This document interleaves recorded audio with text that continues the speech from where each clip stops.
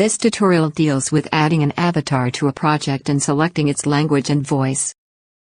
To complete your project, you need to assign an avatar to it. To do so, first open your already created project. In the settings for resources in the top left-hand corner you will find the item avatars, where all avatars available to you are listed. Now select the desired avatar and drag it into your project. To select the language of the project, click on Project in the hierarchy. On the right side you have the possibility to add additional languages to the default language English. The voice of your avatar can be determined in the bottom left-hand corner under Hierarchy, Project, Avatars, Avatar 1. On the top right-hand side, you have the option to select the desired voice as well as the language. Make sure that the chosen voice is in the language you want your avatar to speak.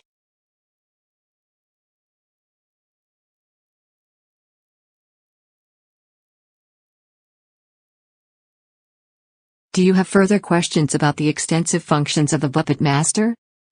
Check out our other tutorials or drop me a line with your questions and suggestions. Hast du weitere Fragen zu den umfangreichen Funktionen des VuppetMasters? Schau dir unsere anderen Tutorials an oder schreib mir deine Fragen und Anregungen.